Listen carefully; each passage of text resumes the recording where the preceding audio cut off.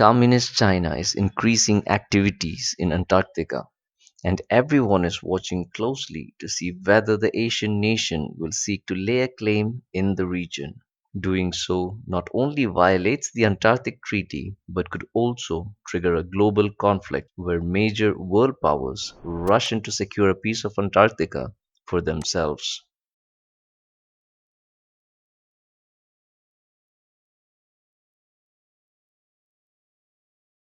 The Antarctic Treaty was signed in 1959 by 12 countries. There are currently seven original claimants to Antarctica: Australia, New Zealand, France, Norway, Chile, Argentina, and the UK.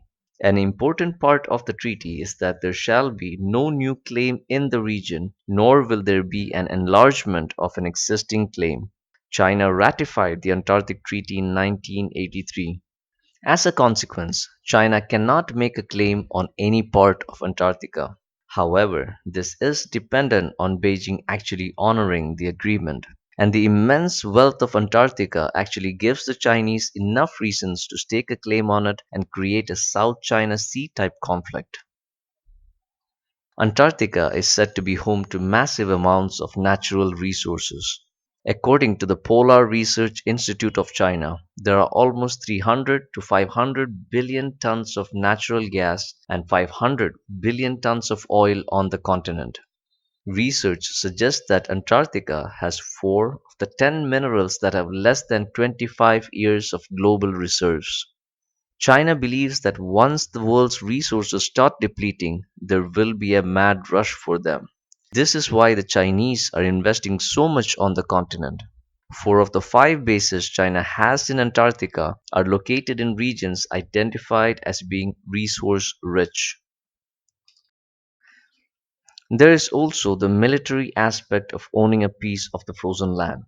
Anne Marie Brady from the University of Canterbury said to ABC News, China is expanding its military and modernizing its military, and the Arctic and Antarctic have an important part to play in that.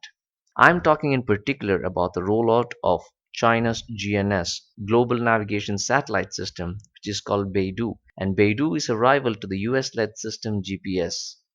Why this is all important is because of the GPS systems of China, Russia, and the US. In a time of war, they become really crucial. They're used for missile timing and positioning.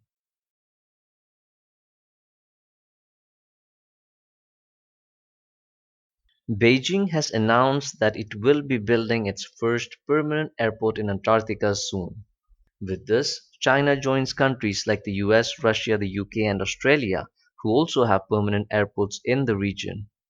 According to Beijing, the airport is aimed at offering support to future scientific expeditions. Though the Antarctic Treaty mandates certain environmental protocols to be observed when building infrastructure on the continent, it remains to be seen how strictly the Chinese will adhere to them.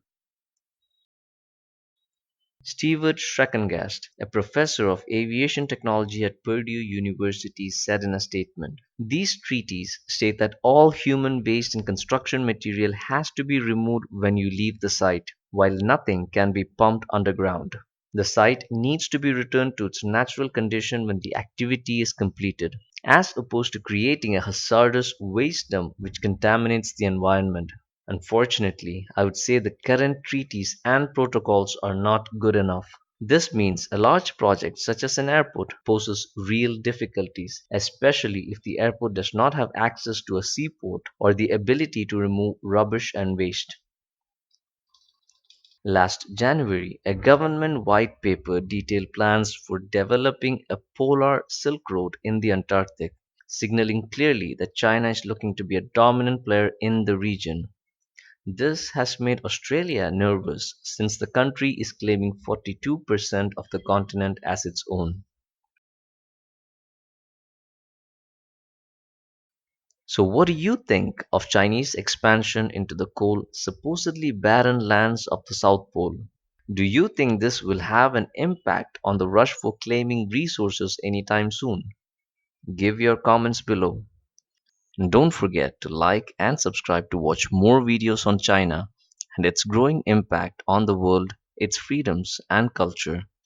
Hit the notification bell and be sure to share our news content on social media for a better informed network. Until next time, be well.